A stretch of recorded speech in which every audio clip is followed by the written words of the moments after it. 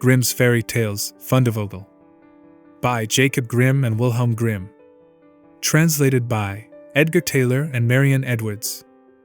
There was once a forester who went into the forest to hunt, and as he entered it he heard a sound of screaming as if a little child were there.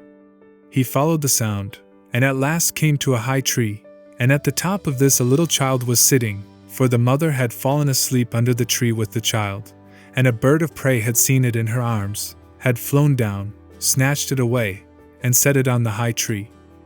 The forester climbed up, brought the child down, and thought to himself, "You will take him home with you, and bring him up with your Lina." He took it home, therefore, and the two children grew up together. And the one, which he had found on a tree, was called Fundevogel, because a bird had carried it away. Fundevogel and Lina loved each other so dearly that when they did not see each other they were sad. Now the forester had an old cook, who one evening took 2 pails and began to fetch water, and did not go once only, but many times, out to the spring. Lina saw this and said, "Listen, old Sana, why are you fetching so much water? If you will never repeat it to anyone, I will tell you why." So Lina said, no, she would never repeat it to anyone, and then the cook said, "Early tomorrow morning, when the forester is out hunting, I will heat the water, and when it is boiling in the kettle, I will throw in Fundevogel, and will boil him in it." Early next morning the forester got up and went out hunting, and when he was gone the children were still in bed. Then Lina said to Fundevogel, "If you will never leave me, I too will never leave you." Fundevogel said, "Either now, nor ever will I leave you." Then said Lina, "Then will I tell you. Last night, old Sana carried so many buckets of water into the house that I asked her why she was doing that, and she said that if I would promise not to tell anyone, and she said that early tomorrow morning when father was out hunting, she would set the kettle full of water, throw you into it and boil you. But we will get up quickly, dress ourselves, and go away together." The 2 children therefore got up, dressed themselves quickly, and went away. When the water in the kettle was boiling, the cook went into the bedroom to fetch Fundevogel and throw him into it. But when she came in, and went to the beds, both the children were gone. Then she was terribly alarmed, and she said to herself, "What shall I say now when the forester comes home and sees that the children are gone? They must be followed instantly to get them back again."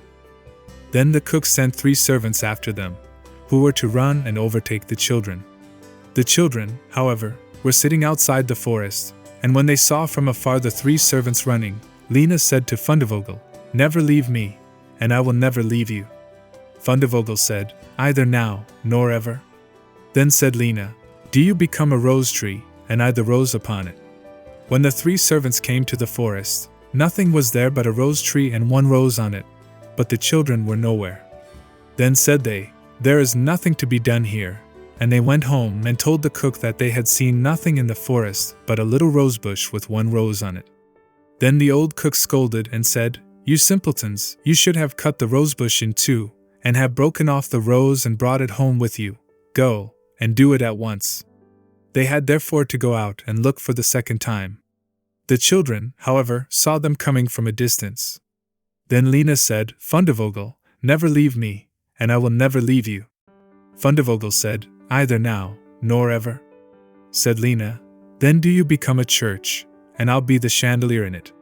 So when the 3 servants came, nothing was there but a church, with a chandelier in it. They said therefore to each other, "What can we do here? Let us go home." When they got home, the cook asked if they had not found them. So they said no, they had found nothing but a church, and there was a chandelier in it. And the cook scolded them and said, "You fools!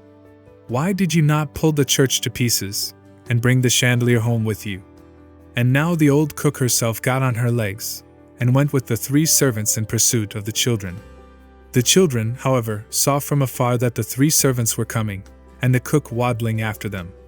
Then said Lina, "Fundevogel, never leave me, and I will never leave you." Then said Fundevogel, "Either now, nor ever." Said Lina, "Be a fish pond, and I will be the duck upon it." The cook, however, came up to them, and when she saw the pond she lay down by it, and was about to drink it up. But the duck swam quickly to her, seized her head in its beak and drew her into the water, and there the old witch had to drown. Then the children went home together, and were heartily delighted, and if they have not died, they are living still.